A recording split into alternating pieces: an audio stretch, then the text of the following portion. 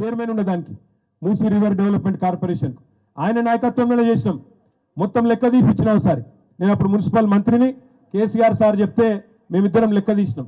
సుధీర్ అన్న వచ్చి చెప్పిండు, అన్న వాస్తవం చెప్తున్నా, చాలామంది పేదోళ్ళకి డిస్టర్బ్ అవుతుందన్న, మరి మనం ఆలోచించాలే, కరెక్ట్ కాదన్నాడు. నువ్వు నేను అనుకున్నాడు కాదు, కేసీఆర్ సార్ దగ్గరికి పోదాంపా అని చెప్పి ఇద్దరం పోయినాం. సార్ దగ్గర పోయి పెట్టినాం లెక్క.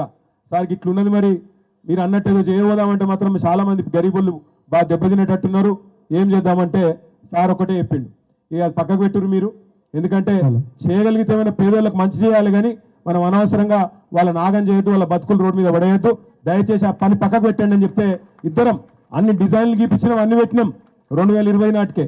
కానీ పక్కకు పెట్టినాం, ఎందుకంటే గరీబోళ్లకు నష్టం అవుతుందంటే వద్దు అన్నాడు కేసీఆర్ అని చెప్పి పక్కకు పెట్టినాం. అసలు నాకు తెలియక అడుగుతా, మా ప్రభుత్వం ఉన్నప్పుడు ఇదే ప్రాజెక్టుకు మేము లెక్క కట్టింది 16,000 కోట్లలో అయిపోతుందని లెక్క కట్టినాం. మరి ఇలా ఎగ్దం 10 రెట్లు ఎట్లా పెరిగింది? సమాధానం చెప్పేటోడు లేడు. ఇక సుధీర్ రెడ్డి సాబు చైర్మన్ ఉన్నదానికి మూసీ రివర్ డెవలప్మెంట్ కార్పొరేషన్ ఆయన నాయకత్వంలోనే చేసినాం. మొత్తం లెక్క తీపిచ్చినాం ఒకసారి.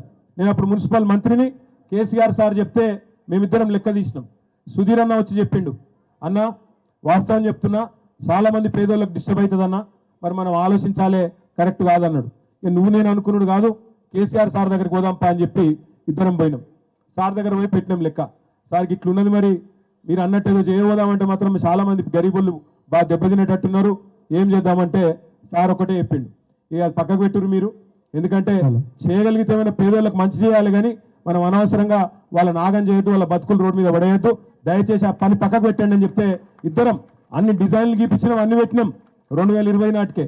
కానీ పక్కకు పెట్టినాం, ఎందుకంటే గరీబోళ్లకు నష్టం అవుతుందంటే వద్దు అన్నాడు కేసీఆర్ అని చెప్పి పక్కకు పెట్టినాం. అసలు నాకు తెలియక అడుగుతా, మా ప్రభుత్వం ఉన్నప్పుడు ఇదే ప్రాజెక్టుకు మేము లెక్క కట్టింది 16,000 కోట్లలో అయిపోతుందని లెక్క కట్టినాం.